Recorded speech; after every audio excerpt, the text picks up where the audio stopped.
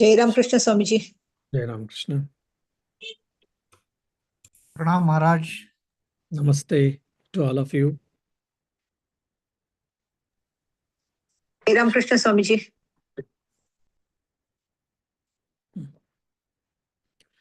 Om Shri Gurubhyo Namaha Harihi Om Bhadram Karnebhih Shrunuyama Devaah Bhadram Pashyemakshabhiryajatraah Sthirairangai Stuštuvagam Veshema Devahitayadayuh Swasti na Indro Vruddhashravah Swasti na Pusha Vishwavedah Swasti nastarksho arishtanemihi swasti no bruhaspatir dhadatu. Om Shanti Shanti Shanti Harihi Om. Yeah. Dear devotees, wish you all happy and blessed Makara Sankranti. So probably just I would like to tell 5 minutes on Makara Sankranti and I will go into Upanishads. So this Makara Sankranti is nothing but winter solstice actually. So if you see in the olden days, in December, actually the Uttarayana is to start. Uttarayana means the sun starts traveling in the northern direction. That means typically the daylight gets increased. Now, interestingly, every between 60 years, this Uttarayana time gets advanced by 1 day. So that's how even the Christmas, December 25th, though it is not a birthday of Jesus Christ exactly, they start worshipping. Why? Because that was an important festival in Rome, which was winter solstice. When Swami Vivekananda was born, so the Makara Sankranti was on January 12. Now you see it is January 14. In this 125, 130 years, 2 days has been shifted. Why? Because for every 60 years, this Uttarayana, the day, it jumps. So after a few years, so instead of January 14th, January 15th will be Makara Sankranti. And then after a century or so, then it will be on January 16th and 17th, it goes on. So now basically the daylight gets increased, sunset becomes delayed, sunrise becomes early. So the daylight becomes more. So that is what one geographical important.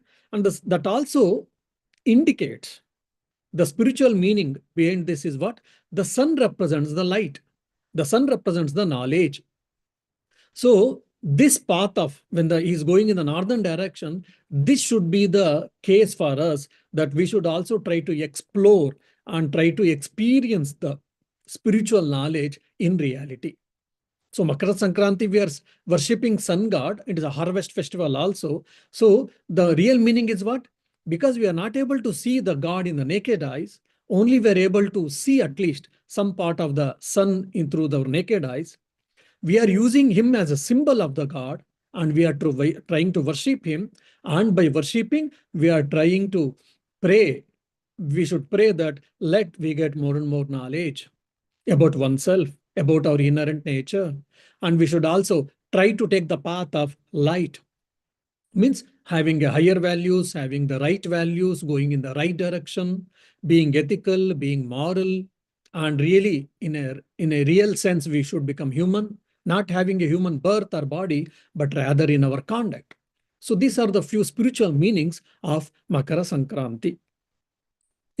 Coming to now the Mundaka Upanishad. If you remember the last class, what we discussed. So we discussed about the nature of Jivan Mukti, that is a person who attains liberation or realization while living in the physical body. The other was Videha Mukti. A person while dying, he realizes his real nature, that I am Brahmasmi, I am that Brahman. So the nature of Jivan Mukti and the nature of Videha Mukti was too discussed. And the nature of Krama Mukti, Joe, I mentioned, but it has not been discussed yet. Now, we all know that whoever is trying to struggle, whoever is struggling in spiritual life and spiritual path, we all know that it is not that easy. Kathopanishad says, Kshurasya dhara nishata duratteya durgam patastat khavayo vadanti. The known people, the wise people say that spiritual life is like walking on the razor's edge. It is very difficult, very treacherous also. Now, a question may come for an aspirant that, okay, I struggle so much and I'm not supposed to enjoy the world like any materialistic person. I'm supposed to leave many things. I'm supposed to control my body, control my mind, control my sense organs, and live the life of self-disciplined life. All these things I do, and I have to study scriptures, and I have to understand, I have to put into practice and experience. Fine. Then I have experienced Brahman, either at the time of death or while leaving, either Jivan Mukti or Videha Mukti. Now, what is the guarantee? What is the guarantee that after my passing away or after leaving my mortal body or after death, what is the guarantee that I will not have any more birth? Or I will not be going to any other world? Or my fate will be otherwise? So what is the guarantee? This question may come for us. So keeping that in the mind, actually the next shloka has been told. No, my dear, don't worry. The mukti is eternal. So the bandhana or maya is anadi. It is a beginningless, no doubt, but it is santa. It is end. It can be ended. So the knowledge itself, the knowledge about the self itself removes all the hindrances, all the obstacles, and it destroys all the karma phala also. And this moksha or mukti is eternal in nature, which Advaita Upanishad is speaking. Means self-realization, when it happens, then no more birth and no more death. So that is certain. Because no more hindrances. Why? Because I am free from all the kleshas. What are the kleshas? These are the 5 kleshas which has been mentioned in the Patanjali Yoga Sutra. One is avidya, ignorance, that has been removed. Asmita, egotism, pseudo-ego, individuality so-called, that is also removed.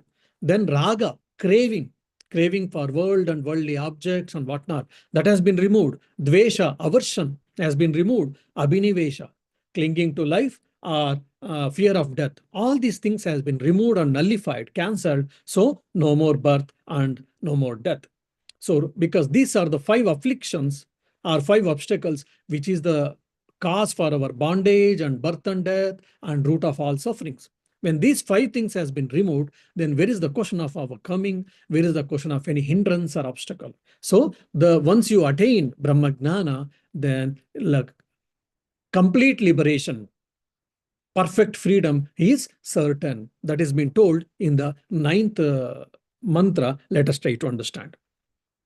Sayoha vai tatparamam brahma veda brahmaiva bhavati nasti abrahma vitkule bhavati tarati shokam tarati papmanam gruhan grantibhyo vibhukto amrudo bhavati. First, I thought actually the next 2 shlokas I'll finish and I will come to this shloka. It's very important shloka. But then I thought for a continuation's sake, I shall maintain. So this is considered as the essence of the Mundaka Upanishad. So there are around 63 or 65 shlokas are there in the Mundaka Upanishad, and this shloka is the important, and not only important shloka, it is the essence of entire Mundaka Upanishad, they say. And it is also essence of other Upanishads also has been considered by the Acharya. So if you understand this shloka, you have understood Mundaka Upanishad. If you have understood Mundaka Upanishad, you'll be able to understand this shloka also. Now, anyone who knows that Supreme Brahman becomes Brahman indeed. In his line is not born anyone who does not know Brahman. He overcomes grief and rises above aberrations, and becoming freed from the knots of the heart, he attains immortality.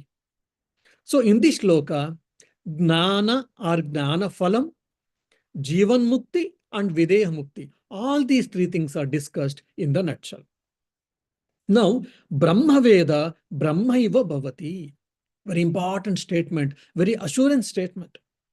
For example, in the Bhagavad Gita, Name Bhakta Pranashyati. There is no destruction for my devotee, as told by Sri Krishna, which is the greatest assurance for all of us. Now, who are the devotees? For us, that's the greatest assurance given by Lord himself. Name Bhakta Pranashyati. So similarly, Upanishad is also giving a great assurance. In Taittiriya Upanishad, who have studied, you will be knowing that Brahmavid Brahmaiva Bhavati. After knowing the Brahman, means experiencing the Brahman, he or she becomes Brahman. So the same idea is told in the Mundaka Upanishad also. Brahma Veda, Brahmaiva Bhavati. Here Veda means knows, knowing. One who knows the Brahman, he becomes Brahman. So it is an indirect Mahavakya. We have got 4 Mahavakyas, especially famous Mahavakyas. Few other Mahavakyas are there in Upanishads also. So this is an indirect Mahavakya. Mahavakya means great statement, essence of the Upanishads. So now is an important statement the Rishi is telling that, look, my dear, by knowing Brahman, you will become Brahman. Okay? As a faith, we shall accept it, we shall respect his statement, but it is against our day-to-day experience, life experience, day-to-day understanding. Why? Because I study maths, I have done my PhD in maths, and I know maths. Does it mean I become maths? Or, for example, I am interested in zoology, and I took a life cycle of a fish, and I have made a lot of research. And I know a lot of things about the fish, about his birth and about his growth and the varieties, food, vegetation and the death and diseases and whatnot. I know completely, I can say, to the larger extent, I know about fish.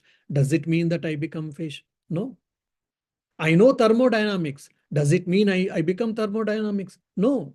I know metallurgy. I know chemistry. Does it mean that I become chemistry or metallurgy? No. I know that and I can make use of that, no doubt. The knowledge can be used as a application level, at level it is used, but I don't become that.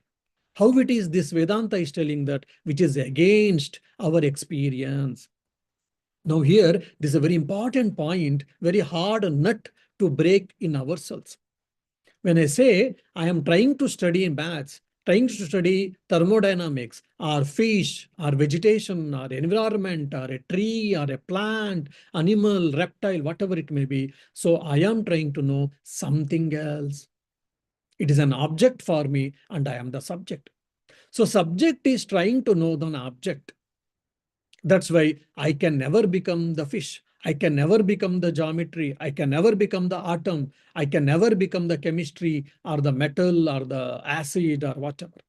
But here, when I say, when I know Brahman, I becomes Brahman means I am trying to know myself. I am not trying to know something else. I am trying to know oneself. I am trying to know myself. That's why I am become. I become also, it is a limitation of knowledge that I will tell afterwards. So when I know I am myself, I will become myself. So what if I will give a simple story or example, then you'll be able to understand. Now we all know that in the Mahabharata story, Karna was the son of Kunti. As a result, just like Arjuna is a Kaunteya, Dharmaraya or Yudhishthira was Kaunteya, so Bhima was Kaunteya. Similarly, Karna was also Kaunteya. But for some reason, Kunti deserted, left the son, and Radha, the mother, the charioteer's wife, Radha, got the son, Karna, and Karna was taken care. That's why he was known as Radheya. And when he wanted to participate in the for the what you say competition, which was held for princes, and even he wanted to participate, initially he was not encouraged. Why? Because he is not Kshatriya, or whatever the reason. He was always Radheya. And during wartime, when Kunti said that you are not Radheya, you are Kaunteya, you are my first son, what happens? Did Karna get any new thing? Or did he procure any new thing? Did he achieve new thing, anything? Nothing. He was Kaunteya, he is Kaunteya, he will be Kaunteya. Only in between, he didn't know that he was Kaunteya, so he had a wrong notion, wrong understanding, wrong perception that he is a Radheya. So when he came to know that he is a Kaunteya, only the misconception and wrong understanding, ignorance has been removed, but there is no change in Karna. Whatever, either when he was Kaunteya or Radheya, there is no change in Karna actually, physically. Of course, mentally, there will be a difference, that is different. But in his inherent nature, there is no change. Because he was Kaunteya, that's why again he could become Kaunteya. If he was not at all Kaunteya, for example, Duryodhana, he can never become Kaunteya because he is not the son of Kunti at all, any time. So similarly, I was Brahman, I am Brahman, but unfortunately, because of ignorance, I am thinking I am something else. So when I study Upanishad, when I understand, when I put into practice, then what happens? The wrong notion, misunderstanding, or ignorance is removed. That's why when I know Brahman, the ignorance is removed. So I will become Brahman. So here I will become Brahman. Bhavati means what? I was Brahman because of the ignorance. I thought I am Jiva, I am Jivi, I am an individual self, embodied self, Jivatma. That's why I'm doer, I'm enjoyer, I'm sufferer, I am so and so, I'm etc. We all say. But when we understand the truth, then what happens? This Jivatma Bhava goes away and Brahmatma Bhava, whichever was there, it got re-established. Or in other way, I left the Jivatma Bhava and I reclaimed my Brahma Bhava. Why I am using word reclaim? Because I was Brahman always. I am Brahman always. But I'm reclaiming it, that's all. Okay. Eva. Now Brahma Veda, Brahmaiva Bhavati. So this Eva is an important word. Again, it is when you read Bhashyas, commentaries and all, there are a few fun games, intellectual fun games. This one word Eva can be interpreted in a different ways. So just I will tell, if you don't understand also, don't, never mind. It is a technical, what do you say, interpretations. Now, Yaha Veda Saha Eva Brahma Bhavati. So here Eva is used in the instrumental sense. This knowledge is emphasized. The knower alone becomes Brahman, not by any other means. Yaha Veda, one ever who knows, Sahayeva Brahma Bhavati. He alone knows Brahma. He alone becomes Brahman. Means the knower alone becomes Brahman. If I eat, others' hunger will not be quenched.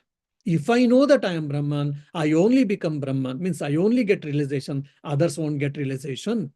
Isn't it? So here, knowledge is emphasized. Through knowledge alone, one can become Brahman. Means one can get realization.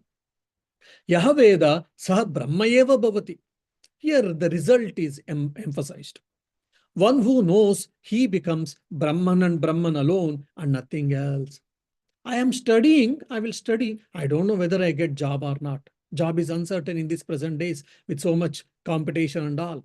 But here, if I know Brahman, I will become Brahman and nothing else. Yaha Brahma Veda Sah Brahma Bhavati Eva. And after knowing Brahman, he will become Brahman certainly and no doubt. Means here the moksha is certain and it is eternal. There is no place for any doubt, iota of doubt also. Okay. Now, saha, yaha, ha, vai. Anyone who in this word. So it is simple. Then Veda knows Paramam Brahma, Brahmaiva Bhavati. Tat Paramam Brahma, that Supreme Brahman, whoever knows Veda, Brahmaiva Bhavati, he becomes Brahman. Means he understands, he experiences inherent nature. Okay. Nasti Abrahma Vitkule Bhavati. So this is a big conversion program, I can say. So what is mean? Nasti, not, Bhavati becomes Abrahma Vitkule. Asya Kule Brahmavit means Asya Kule in the line, in the succession or in the Gurukula, na bhavati Brahmavit. Anyone who does not know Brahman is not born. So here two ways we can understand. Now for an example, a person, say Rama, we can say that Rama has attained Brahma Gnana. If so, in his family, there will be no Abrahma Agnanis anymore. That's the one meaning has been told here. The other is, for an example, Gurukula here, because it is this discussion was happening in a Gurukula. Then if there's any Brahmagnani is there in his vicinity, whoever the Shishyas are there, if they sincerely practice, they all will become Brahmagnanis and no one will be left, no one will be spared. Asya Kule, in his line, Abrahmavit na bhavati. Ignorant is not born. Ignorant cannot be there. Either in the case of family or Gurukula. So basically here, the importance and the uniqueness of Gnani is been told. Means whoever is around, realized soul, experienced soul, Brahmagnani, he also converts, means the Brahmagnani makes others fit to receive Brahmagnana, to experience Brahmagnana. His presence alone can change many people. We can see this in the life of great people. In Swami Vivekananda's life, we can see in Sri Ramakrishna's case, Ramana Maharshi, Buddha and all. So in their cases, we have seen. Okay. Now, what are the benefits of Brahmagnana? Okay, now I study well and I get a job, my life is settled. Or I excel in competition, then I will get prizes, my name and fame gets increased. So by studying Brahmagnana, by studying Vedanta, by practicing Vedanta, what am I going to get? If anyone gets this question, so answer has been told. One is Tarati Shokam. He crosses over the sorrows. He transcends the sorrows. Tarati Papmanam. And he transcends the sin or all the results of action. Then Grantibhyoho Vimukti. All the knots are removed. Amrutah Bhavati. He attains immortality. Now, Tarati Shokam. This is very important. All of us, we are having this problem, sorrow. How much ever I try, there are sorrows. Today, some sorrow was there, some difficulty or some problem. Morning itself, I was doing a counseling for someone for 40-45 minutes. So now he felt happy, he felt relieved, and whatever suggestions is given, so probably he will try and he will get succeed and he's free and he thanks me and he's free for a few days. And again, one more problem comes. He tries to solve it and he solves it. And for a few days, he's happy. And again, one more problem comes. So the problems in the mundane life is eternal. There is no end to it, how much ever.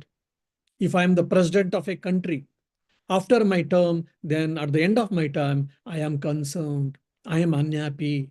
All my power is going away. All my respect will go away. People will be no more giving same respects when I was holding a position. He thinks, how can I retain my position? And if I've got a rich person, I'm a rich person. Oh, I am top 100 rich people in India, I am one. I want to go in between 50. Or I want to go in top 10. Okay, I went to top 10. Now I have to maintain that status. To maintain the status, one has to struggle. There's a constant fear of losing my status, losing my position. So like this, we have got fear, we have got phobia, and we have got sorrows. But one whoever experienced Brahman, for them, Tarati Shokam, he or she, crosses all types of sorrows, we say. Now, here important we have to think actually. This shoka can be discussed in two ways, has to be understood in two angles or two different states. One is Shastriya Drushtya. From the scriptural and spiritual point of view, the other is Laukika Drushtya from the worldly point of view. Now, when I experience I am the Brahman, Aham Brahmasmi, I am free from sorrow. Because when I is connected to body and mind, or when I'm thinking I am body and mind, I am suffering. But when I understand that I am not, I have dislocated my I from my body and mind, and I have located myself to the self. That Brahman, it is free from attributes, free from all the dualities. So then I am happy at all times because that is my real nature, blissful nature. But say for an example, I have got a problem, say I had a cancer. Now, during that time itself, I was a cancer patient and I also experienced Brahman. Then does cancer goes away? No. May go, if he wishes, it may go. Otherwise, it has to be there, it will be there. And what will happen to the problem of cancer or the effects of cancer?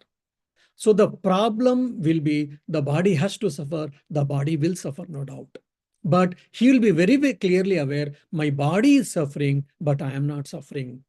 So the intensity of suffering has been much reduced. But in our cases, what happens when there is a cancer for us, when the doctors diagnose that we have got a cancer, we are morose. We feel intense pain.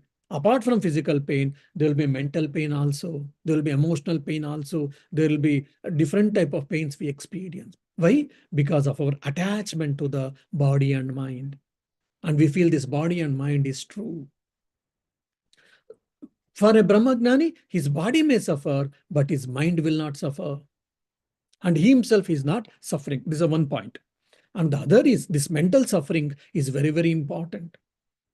How much ever we know what is right and what is wrong, but still we are not able to hold on. Why? Because lack of realization. The other is because lack of vairagya and lack of sadhan chatushtaya sampannata. That four prerequisites which I keep on telling, which is very, very important. The more and more we establish, and the more we can be peaceful and happy. Whereas in the Brahmagnani, this sadhana chatushtaya sampatti, he has achieved and he has become sadhana chatushtaya sampannaha. He is endowed with four prerequisites. That's why there will be no mental agony also for him. Why? Because he has got vairagya and he has got shamadavadi shatka sampatti. Here, vairagya means what? It is not renunciation or he or she has become monk or none. Here, vairagya means freedom from raga and dvesha. Freedom from attachment and aversion. Attachment and aversion comes from where? Attachment and aversion comes from ahankara and mamakara. I-ness and minus. Whole Kurukshetra war happened. Why? Because of the I-ness and minus, because of the ahankara and mamakara. Duryodhana and Dhritarashtra, he was externally blind. Not only that, he was internally also blind because he was blinded by ahankara and mamakara. That's why Kurukshetra war happened. He was the main reason, primary reason there. So similarly, the Kurukshetra war is happening in our body and mind daily. I want to get up and sit for meditation. Either I'm sleepy or I will sleep away or I cannot do on meditation. Why? Because there is always continuous struggle between my higher mind and lower mind. Because we have got raga and dvesha, attachment and aversion. There is a craving for things and we want to avoid few things, or I'm hating something, some people or whatever. So the more and the lesser the raga and dvesha gets reduced, or the hankara and mamakara gets reduced, then the more and more peace I attain and the less sorrow becomes. And shama means mind control. So controlling the mind and channelizing in a right direction with the healthy practices, with the right values, then also one can be free from the sorrow. So this we have to understand very clearly. So that's where I say, like, thought displacement skill in the control of the mind means what? It is abhyasa. Shama is also abhyasa. I want to control my mind, Swamiji. I want to control my mind, but it is not possible. I am trying to control my mind. I control my mind, but I should also fix my mind to in something else. If I don't do it, then mind goes away. So then what should I do? Abhyasa, practice. What is that? Thought displacement skill, TDS. TDS also in tax is different. Accountancy. Here TDS means thought displacement skill. Means let me do more and more japa. Let me do Ishvara Chintana. Let me do more and more bhajan. Let me study. Let me attend satsangs. Let me attend Vedanta classes. So I have preoccupied myself with the good practices, with the good thoughts, with the good values, with good emotions. So that what happens, I am away from the unwanted things. When, say, for 1 hour you are hearing Vedanta lecture, how much of concentration you may have, that is up to you or up to your practice, but so much you are away from the unwanted things. So abhyasa means what? Doing right things. By doing right things, you are avoiding wrong things. Anyhow, so then tarati shokam, one who experiences the self, he crosses over the samsara sagara, that is a sorrow or ocean of sorrows. He is happy, blissful at all given point of times. Okay. Then tarati papmanam. Tarati papmanam is free from sins because he doesn't do any mistakes, means he doesn't do any wrong actions, etc. And technically, here Papmanam means what? Is free from all karma phalas, all fruits of actions, either good actions or bad actions. Why? Because once he experiences the self, once he attains Brahmagnana, his sanchita karma phala, whichever it was stored, fruits of action, that is destroyed. Agami karma phala, which is going to accrue, will not be anymore. Then whatever the prarabdha karma phala is there, that is there just for this present life. And once that life is done, then no more karma phala. When there is no fuel, you cannot run the engine. You cannot start the vehicle. You cannot travel. So the fuel called karma phala has been destroyed. That means samskaras are also destroyed. All the impressions has been destroyed. All the fuels has been cleared. Then for him, no more birth and no more death. So he's free from birth and death. So tarati papmanam. He is free from sorrow, means free from sorrows and free from a life of birth and death. For such a person, gruha grantibhyaha vimuktaha bhavati. Means granthi, knots.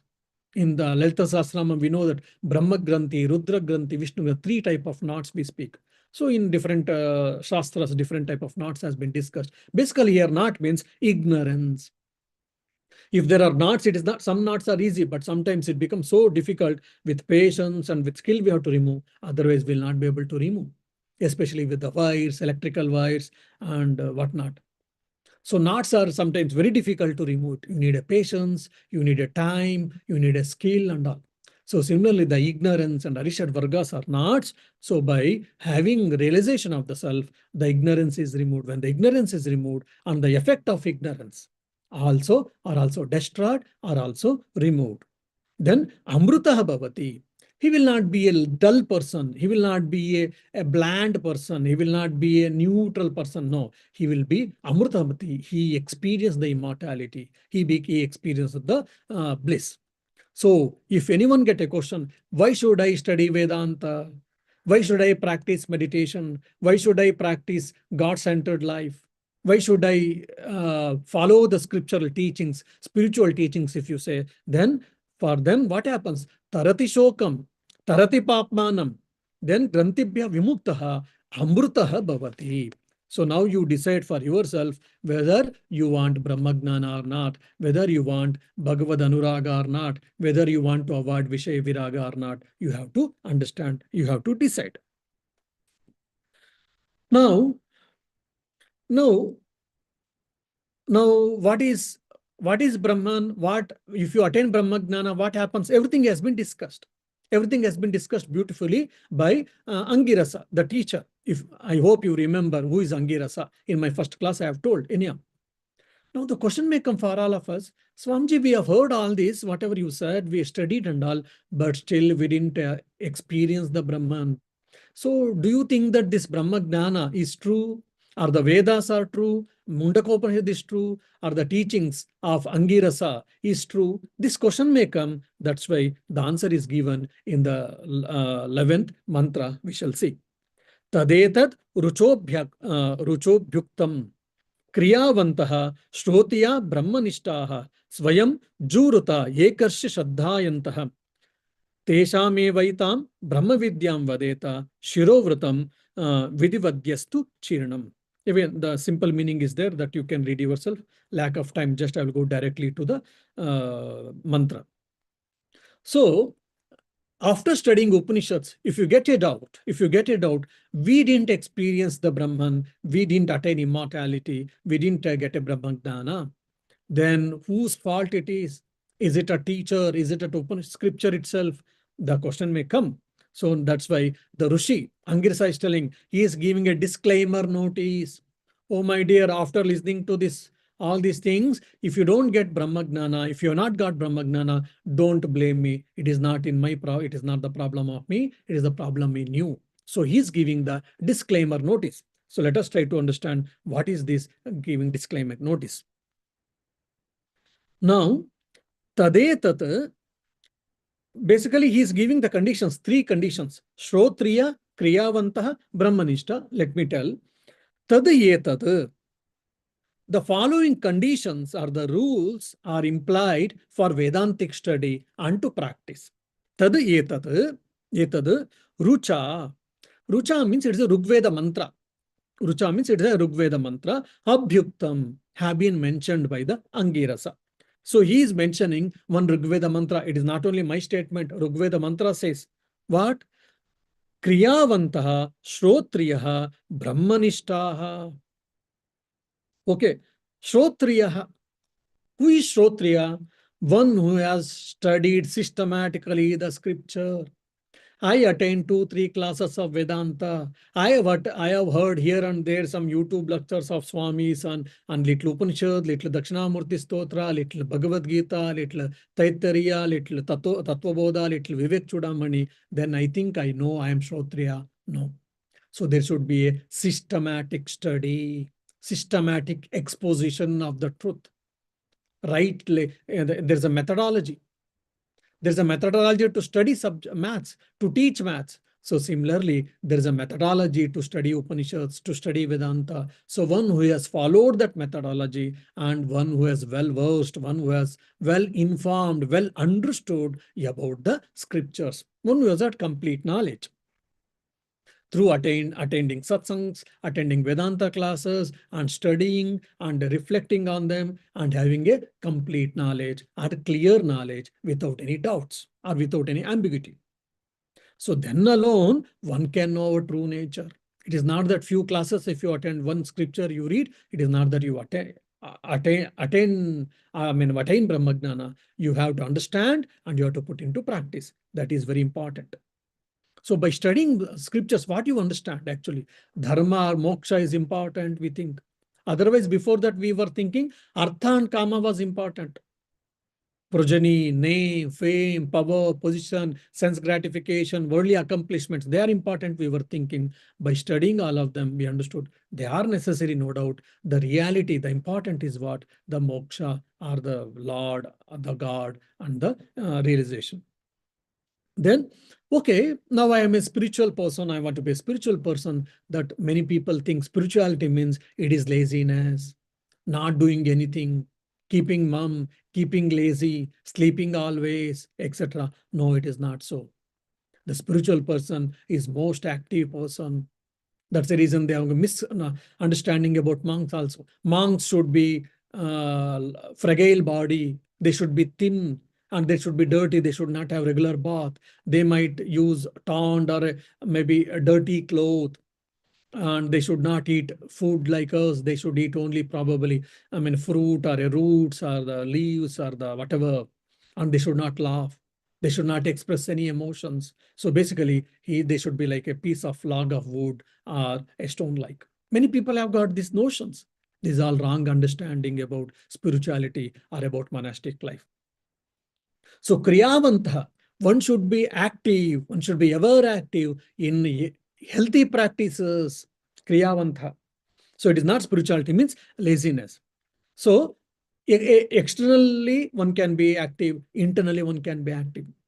So I am busy with my office work. I'm busy with my, what you say, business or the whatever, and I want to build my career. And I'm so busy, I'm spent most of the time in that, and rest of the time little walk, little eat and sleep, that's all. But I'm not bothered about my internal life, my nature of my mind, my spiritual life, my spiritual practice. Even such type of people suffer. And neglecting all the external duties, and I am always thinking about Brahman with avoiding my duties. If so, no, that is also not proper. So doing one's duty properly, and he or she has to give good amount of time for spiritual practices, for internal growth, controlling the mind, putting the mind in a regular right thinking, or controlling sense organs, practicing japa, meditation, worship, doing sandhyavandana, doing upasana, if you have taken mantra diksha. So with the rightful habits, as much as possible, we should do. So Kriyavantaha is important. If you are a lazy person, by studying Upanishads, you cannot get Brahmagnana. Then Brahmanishta. Brahmanishta means it is two things. One is who is worshipping the Ishvara, Saguna Brahma Upasaka. Means one who is worshipping Shiva, Rama, Kali, Durga, Ramakrishna, and he is Parabrahmagnana Akanshi. And he has got intense desire to to know and to realize, to experience the Supreme Self or the Brahman. It is not mere intense desire. It has to be translated into action. How? Through meditation, through scriptural studies, through spiritual practices, through doing more and more penance and whatnot. Because otherwise, one cannot have the control of mind and sense organs and etc. etc. Okay. Swayam, oneself, by themselves, juhate. Juhate means it is a type of sacrifice. Juhate means sacrifice. Ekarshim. Ekarshim juhate. One has to perform the ekarshim sacrifice by oneself. Means everyone has to do ekarshim sacrifice. So it is the name of the ritualistic fire which was practiced by the Atharvana Vedis followers, the followers or the people of the Atharvana Vedis. Some of us, we belong to Rigveda, some of us, we belong to Yajurveda. Yajurveda and Rigveda is very common in South India. Very few people in Samaveda I've heard, in at least in Karnataka. Tamil Nadu, we can see some. Atharvana Veda is hardly I've seen any. So whoever used to belong to Atharvana Vedis, they were supposed to do this Ekarshi Yagna, Ekarshim Yagna. So that's why it has been told Ekarshim. Now, how to take this, if you say Deva Yagna, worshipping the tutelary deity, worshipping the Gruha Devata, worshipping the Ishta Devata, external worship or internal worship, or doing Sandhya Vandana, doing Upasana, doing ritualistic worship, or remembering God. So Deva Yagna, among the 5 types of yagnas, one yagna is called Deva Yagna. So one has to perform Deva Yagna. So it is important. Then Shraddhayantaha. With faith, one has to perform all the above prescribed actions.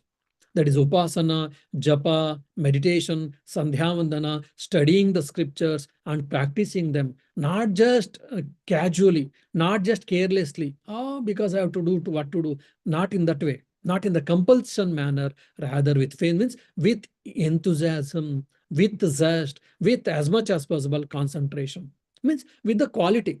There should be quality and quantity both in our spiritual life. Such people alone can get the Brahmagnana. Have you got this? Then you will get, otherwise not. So don't blame me. Disclaimer notice. Tesham eva. To them alone. For those people who are fit recipients of purification, Vadeta. One should explain the Vedanta. So this earlier, why the Vedas and Vedanta Upanishads, all it was not discussed openly. It was not available for everyone. Why? Sometimes it is wrong. Some selfish people's interest was also there. Otherwise, because a person is not enough purified mentally, is not fit person. For them, if I give Veda or Vedanta, Veda Gnana or Vedanta Gnana, it becomes futile. It becomes useless. They think that Veda and Vedanta doesn't have any use because I didn't get Brahma Gnana. They didn't understand. They don't understand the lack of practice, but they only criticize the scriptures, which is not right. That's why they avoided it. And apart from that, their people may misuse it also, misinterpret also. That is also reason they avoid it earlier. Anyhow, so Tesham eva vadeta. One who is fit person, one who is Gnana Nishta Yogyata, one who has established in 4 prerequisites, and one who is interested in Vedanta seriously, for such people only, this Upanishad, Mundaka Upanishad, should be taught, not for Etam Brahma Vidyam, this knowledge. Etam Brahma Vidyam Vadeta, this self-knowledge, this science of spirituality, science of Brahma Gnana should be told for them alone. For others, it should not be. Tesham eva etam Brahma Vidyam Vadeta. Shirovrutam vidihi vidivadaistu chirnam. Now, vidivad yaistu chirnam. Whoever has gone through the instructions, vidivad yaistu chirnam.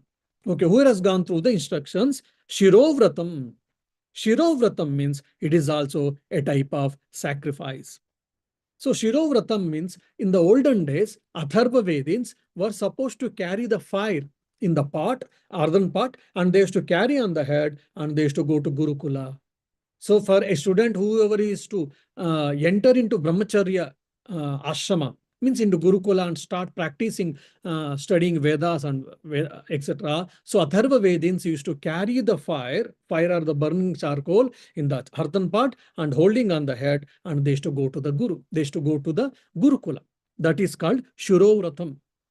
That's why Mundaka Upanishad is called Mundaka. Upanishad is called Mundaka. Why?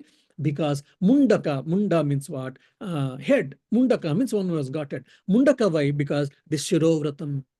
Because they used to follow the vrata called Shirovratam, carrying the fire or the fire or burning charcoals on their head. That's why it's called Mundaka Upanishad.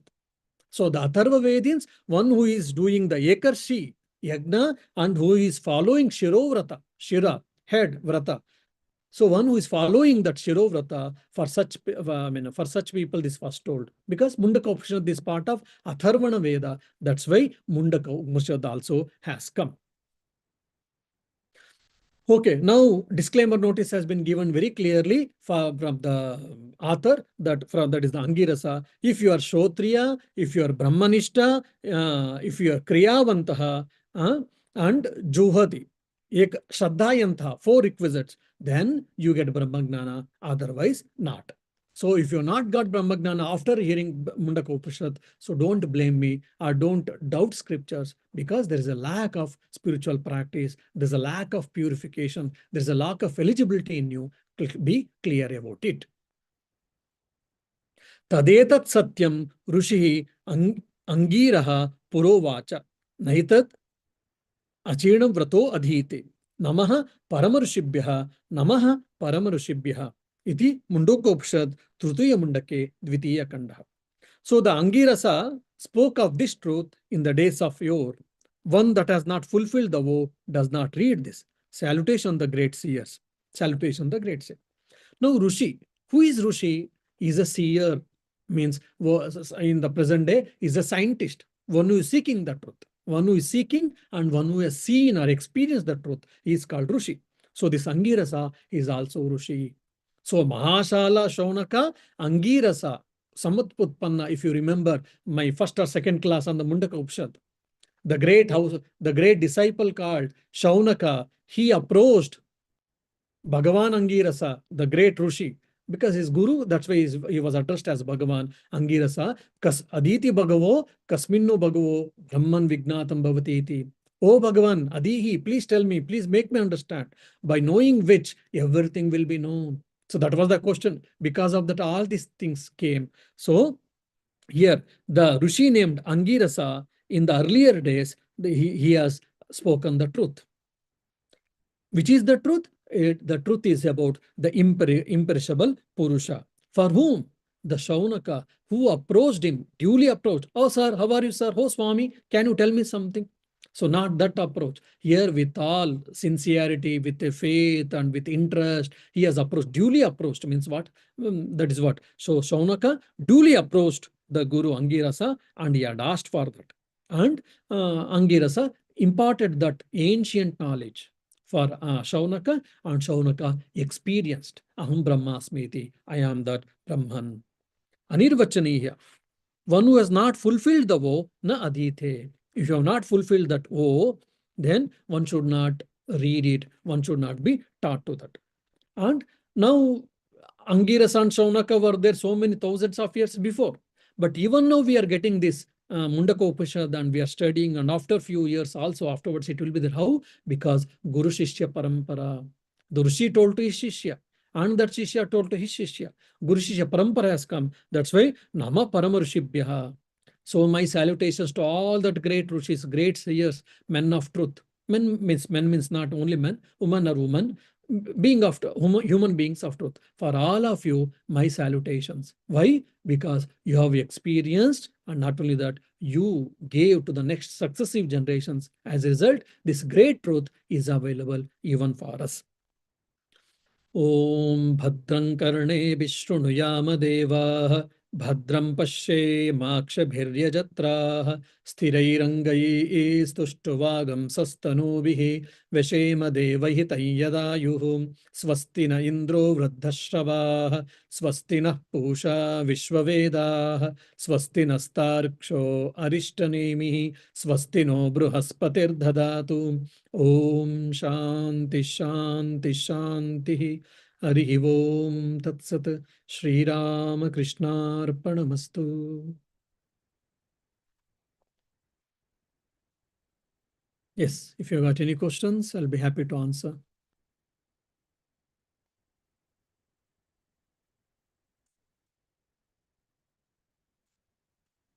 So this ends our Mundaka Upanishad. And I'm taking class on Prashna Upanishad in the Dublin, which is available in the YouTube. Just 2 classes happened. Now, this Mundaka Upanishad and Prashna Upanishad are connecting.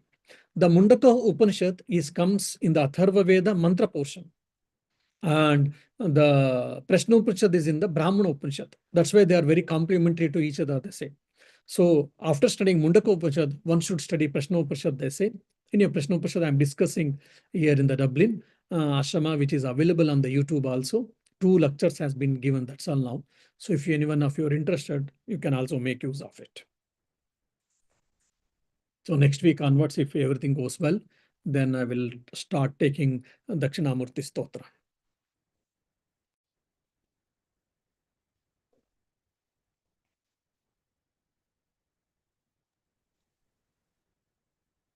Swamiji, have to thank you, Swamiji, for Sorry? teaching us all these things.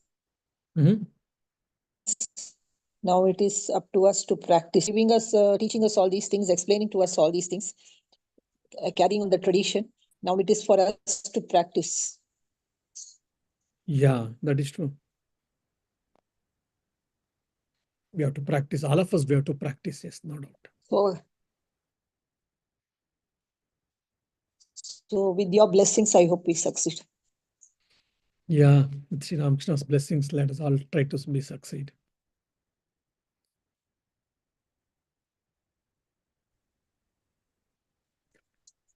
Okay, then I think no questions.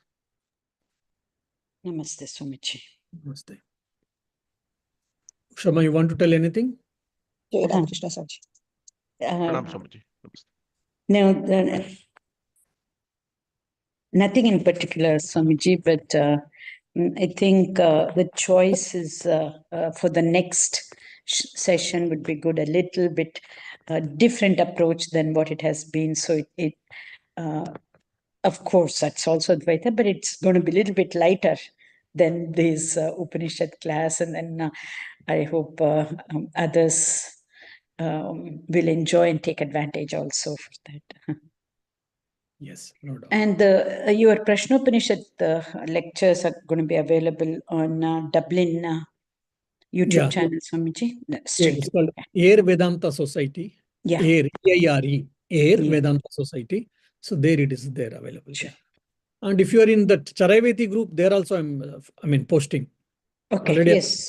to YouTube lectures on Prashna Upanishad in the Charaiveti group also. Yeah.